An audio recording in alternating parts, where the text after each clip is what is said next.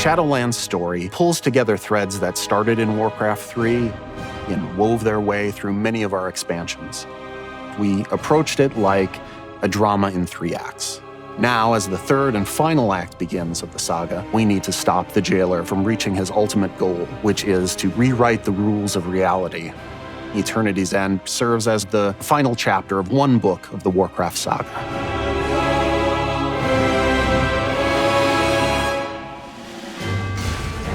The jailer has the advantage. He has seized the sigils of the leaders of the Four Covenants. We see Sylvanas realize that she's been a pawn in the jailer's game this entire time, and she refuses to serve him, and she's taken prisoner. The jailer is able to open a portal to who knows where, taking Anduin with him. And the Primus had us take some time to retrieve some new sigils. Now we have gathered our forces. We are working with the Primus to open our own gateway to pursue the jailer to this realm unlike any we've seen before.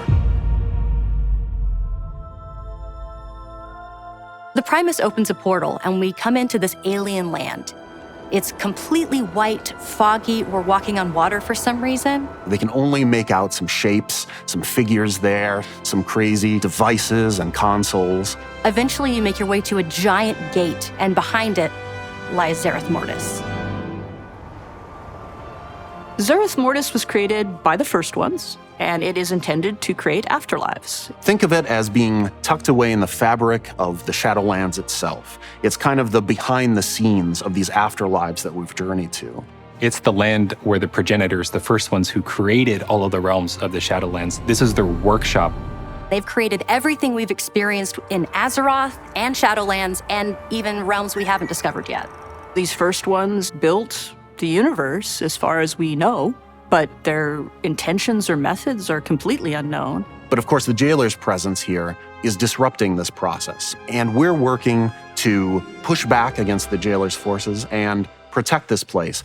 I think the artists have done a fantastic job. And I know they did a lot of research, and they looked at a lot of real-life examples of very strange places in the real world. As a team, we were really trying to make this place as alien as possible. So we really wanted to make everything feel completely unique and completely different. Our trees here are floating. We have stones that are floating. We even have the massive Forge of Afterlives that is floating in the center of the zone. And true to its name, it's something that is kind of putting together a new afterlife to be sent out into the Shadowlands.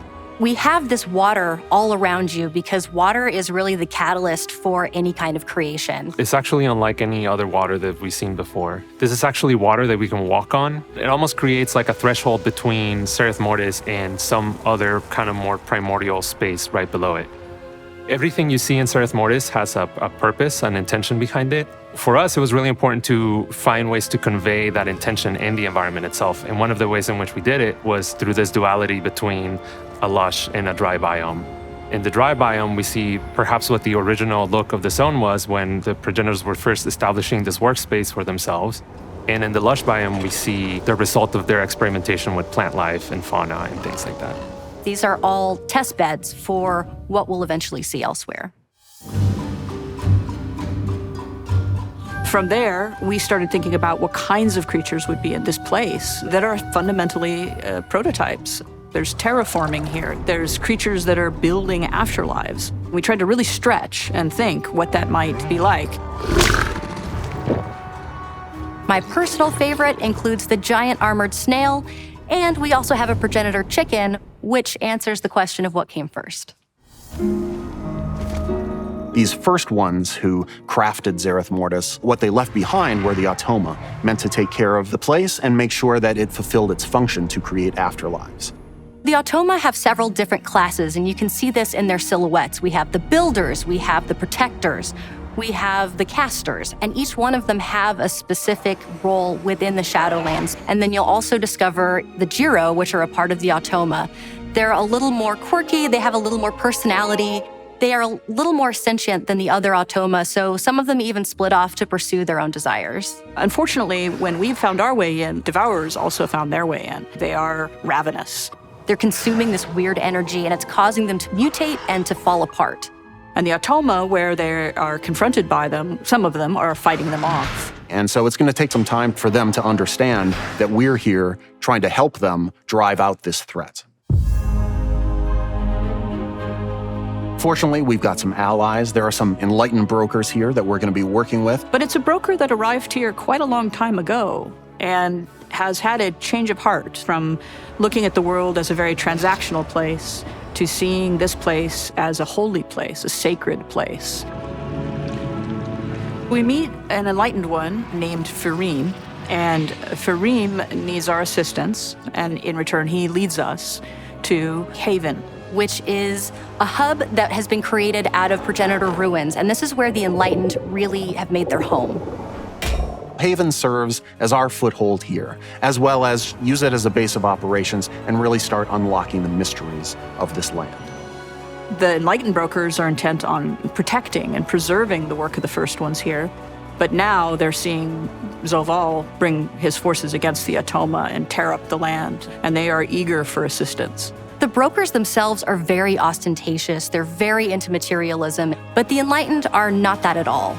They have relinquished this material way, and you'll see this reflected in their clothes. They're a little tattered, they're a little faded, because it just isn't important to them anymore. They're just here for the pursuit of knowledge. When players arrive, they're kind of fishes out of water. And one of the first things that we have to do is start learning how to communicate with the Atoma. Think of it as a kind of runic language, based in symbols. We will bond with a small construct who's pretty cute, actually.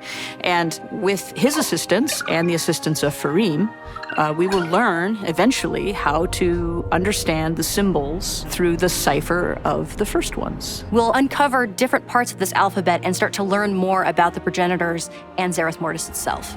It will allow you to unlock new and different forms of content. So that can range from daily quests to new options on the vendors to places to explore and new side quests that open up. So it's really the gateway to exploring the far reaches of Zereth Mortis. As we looked into the development of Cipher of the First Ones, we wanted something that was unique that players haven't seen before. A little bit of familiarity, but something that takes that to the next level. We really involved the whole team in this creative process. We worked with our UI team to be able to represent those through text, through these things talking and seeing them on screen in chat bubbles and in our chat window. Little by little, these kind of runes start taking shape into words that we recognize. But it's going to be a process that unfolds over the course of playing through Eternity's End. The Atoma speak in this kind of musical language. They don't talk the way that we mortals are used to speaking. The sound team was super excited. They jumped in, they started prototyping all kinds of different sounds. We listened, we gave feedback. And we really ended up in a cool place. As you're playing through and gradually unlocking the language, you'll be able to see those words that they're saying, but still hear those tones.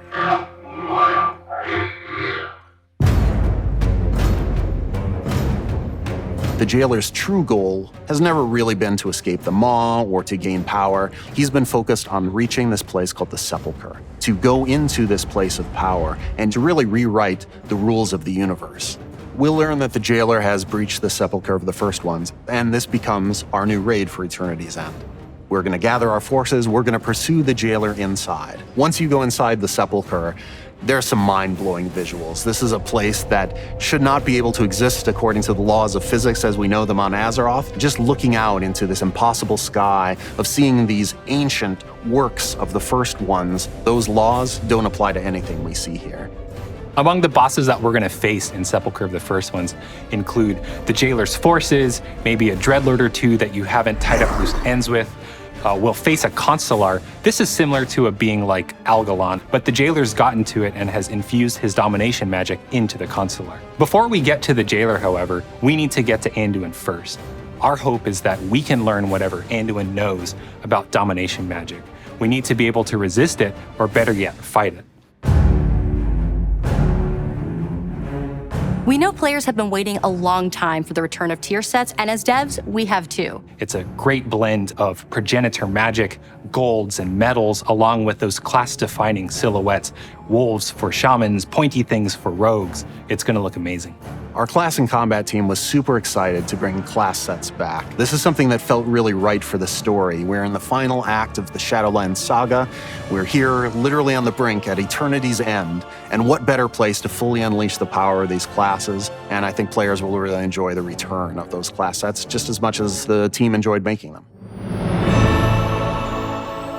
How do you make something that is mystical and magical and incomprehensible and yet understandable? I think we've done a good job of finding that line. The team as a whole has been working so hard, and we are so excited to get this out for everyone. We're gonna get new mounts, new pets. A bit horrifying for me, but exciting for some is the fact that, some of the spider mounts can now fly. Who needs flying spiders? But that's also going to be a cool thing for people. We have updates to professions, to soulbinds, to conduits. There's a new dancing minigame in Darkmoon Fair. I'm a story guy, so I'm super geeked about watching players kind of piece together those little lore tidbits. That's what excites me as well. I'm really looking forward to Season 3 of Mythic Plus. Tazavesh is getting split into 2 dungeons. If you're a raider, if you chase Keystone Master, if you're an achievement collector, there's something for everyone to do in this. Shadowlands is like the final chapter of one book of the Warcraft saga, and our team is already hard at work on the next stories to come. Can't talk about them quite yet, but when the time is right, we're going to be really excited to share them with you.